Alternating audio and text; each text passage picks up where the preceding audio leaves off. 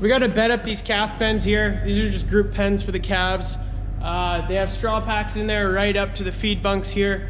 And we're just gonna toss some fresh square bales in there.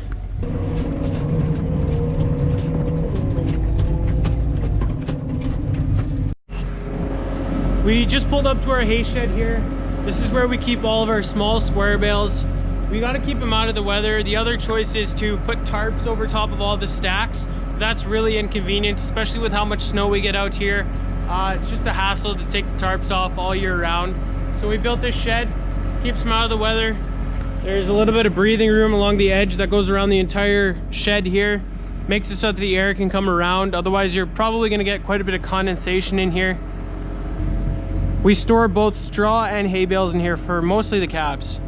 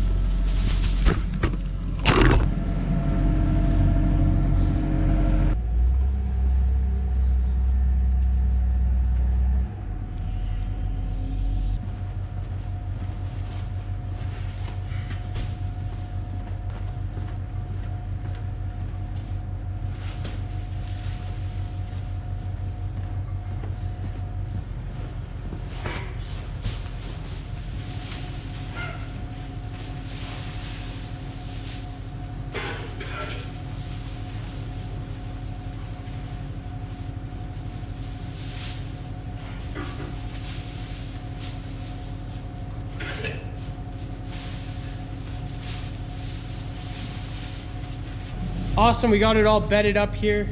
Calves have some nice clean straw to lay in, and we put the rest of the bales on this pile here. We'll maybe use them next time. It's always good to have a couple extras.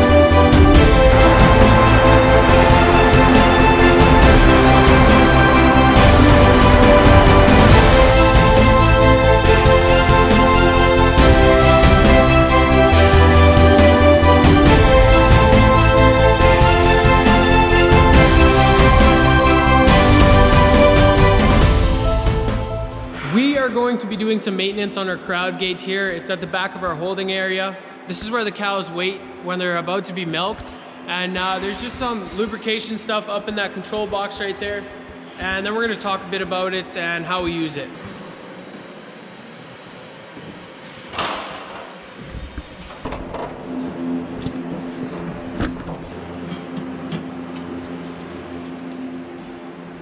We got it opened up. You can see there's some oil reservoirs in here. They're both pretty much empty. And basically what they do is they just drip a little bit of oil on that chain that goes all the way up there. And it also goes to the other side too. Just keeps everything lubricated, slows down the wear and tear on this thing. There's also a little bottle of the correct oil to use in here. Just store it in there. It's super easy just to grab and top off those reservoirs. So that's what we're gonna do right now.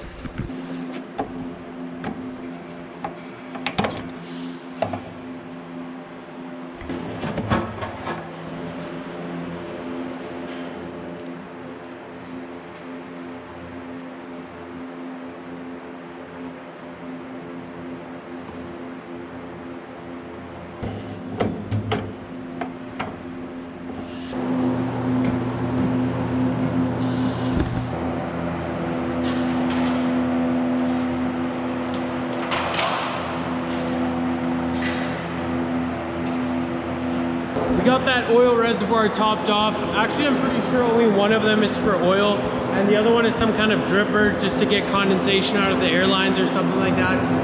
But we use this thing not to ram the cows forward up into the milking parlor. It's more so to follow them up into it. We don't want to hammer down on that button and ram them forward into the parlor.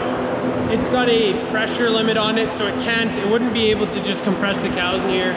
It can only push so hard, and if 2 or 3 cows decide they're going to lean back on it, it just stops. So it's not going to harm the cows.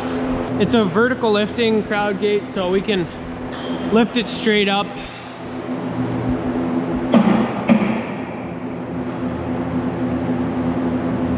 Just get high enough so that we can walk cows underneath it here, load it from the back. But to load the main groups, the 2 main groups from the cow barn, they load from the side here. We always make sure we load when the gate is up because there is quite a bit of room back here. A cow, if she really wanted to, for whatever reason, she could get back here. And as you guys saw, it kind of leans back and then goes forward a little bit when it goes up. So she would get squeezed in here. So that's why we always make sure it's always up, even though we're loading it from the side. There's a few places that we can control this crowd gate from. One is here. There's a up, down, forward, reverse buttons here. So the person who loads them, they'll swing this gate shut here, lock the cows in the holding area, and then they're gonna watch here to make sure there's no cows underneath this crowd gate, and they'll slowly drop it down. Those are the special needs cows on that pack over there. We still milk them twice a day. So we bring them around this palpation rail right here, around the corner, and we can chase them underneath that crowd gate. So it's actually tall enough for cows to walk under, which is really convenient. We also had the holding area grooved.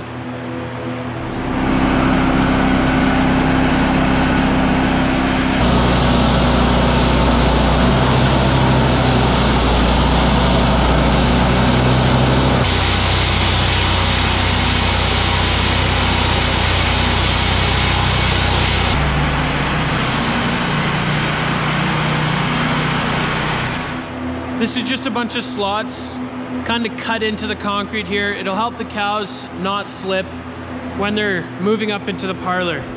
This is a preventative measure. We haven't had any cows slip yet in our 6 months milking in this parlor, but it's starting to get a little bit more slippery here, especially with that flush, just flushing water over it all the time. And this will make sure that cows don't slip. When the cows turn around a whole bunch, for example, right when they're about to go into the milking parlor, sometimes a cow will be ready to go in and then she'll get a little bit scared, turn around and try to run to the back of the holding area. We put diamond grooving. Just because they're turning a whole bunch, it's more grippy. And then just for the regular part of the holding area, it's just straight lines towards the back of the parlor. We're in the milking parlor right here, and there's another control box for the crowd gate right here. We can move it forward. Just hit this button, hold it down, and it'll start to move forward. When the group is done and the crowd gate's all the way up here, we can just click reverse and it'll send it all the way to the back. That crowd gate will also automatically come forward when we open the gate to let cows into the parlor here. It automatically moves forward about 1 meter. And we can just hold down these buttons and it'll move it forward as well. This becomes really convenient when you're standing at the front of the milk parlor. You got 4 or 5 cows in here, you want to bring some more in. So you just hold down the button and it'll bring it forward a little bit more. That crowd gate starts to make a lot of noise when you turn it on and start moving it forward.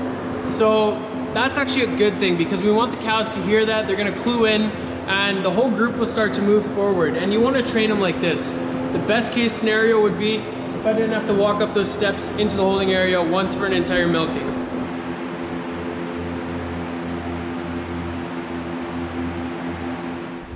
I've been having a few people ask me where the net wrap ends up from this hay buster because we put a full bale with the net wrap in it and we just blast it out the side. And the answer is most of it gets caught up in here and you have to take it out every so often because it builds up. We're just gonna start by putting the safety on, make sure these arms don't fall down.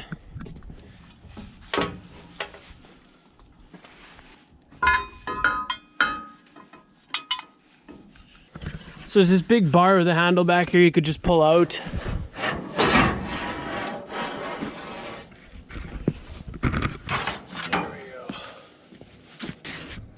This bar here, it's pretty long. It's the length of the entire chamber here. And it's got this blade at the end. Then you come to the back of the machine here, open this up, pull it back, and you basically just ram it in that hole right there. That basically runs that blade along the beaters in there, and it cuts it up pretty good. We got to do one more thing before we push that bar through.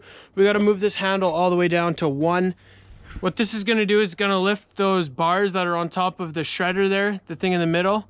It's going to lift those up a little bit, and it's going to allow that knife on the bar to slide underneath.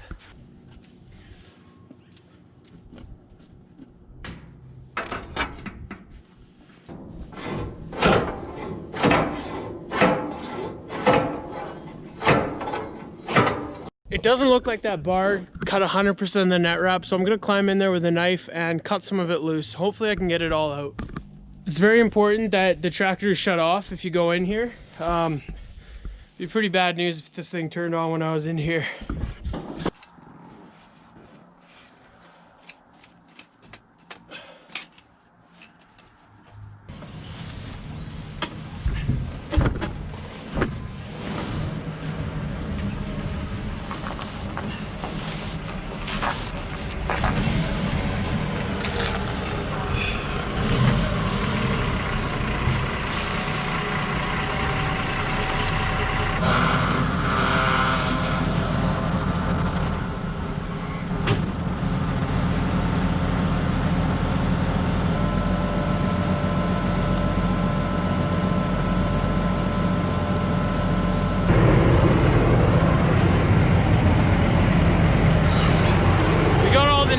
Off, and now we don't have to do this again for a couple months at least.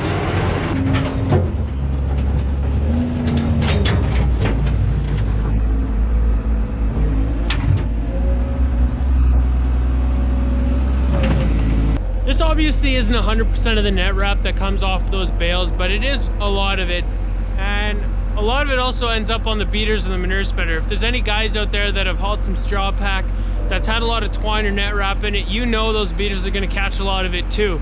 But some of it does end up on the field. Now this stuff, I looked into it, I answered a couple comments and said it wasn't biodegradable, but I looked into it and it turns out it is. And it makes sense, because if you're going to spread this stuff over your field, you're going to run into a lot of issues, especially with like a seed drill or something. You're pulling it through the ground, and you're going to collect a lot of this stuff, and it's just going to end up being a bigger hassle for yourself.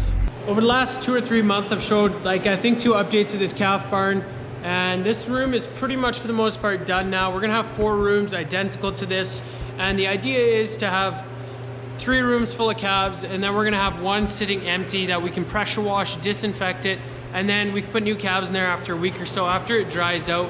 We just want to keep some time in between and make sure that there's no contamination between the calves, because we were having problems with the calves, but we're starting to get it under control here with these new calf barns coming up. You can see the calves are in here. They all have their individual pens. There's 3 overhead doors at the back of the rooms. The 2 on the outside are so that we can drive in with a skid steer, or one of the wheel loaders actually fits in here too, and we can just scrape all of the bedding out when the calves go out. And this one in the middle is just for if we need to put a pallet in this room or something. There's some pretty good ventilation in here. We want to always have fresh, clean air. There's, what is that, 6 inlets on each side of the room. There's some fans in the top corner circulating air around.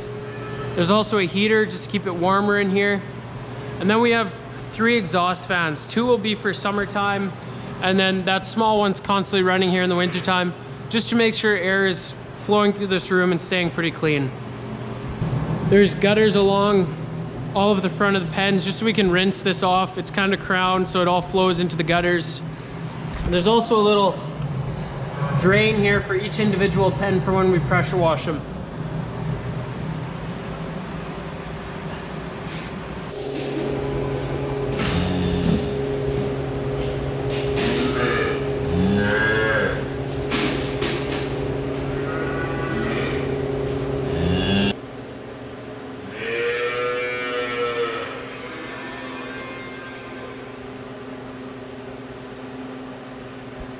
That is going to be it for today's video, guys. If you enjoyed, make sure to hit those like and subscribe buttons and check out the rest of my YouTube channel. I got a bunch of videos on there of stuff we do here around the dairy farm. I also made an Instagram page. It's the same as the YouTube channel here, Sask Dutch Kid. If you're interested in checking that out, make sure you go over there and do that. And as always, thanks for watching.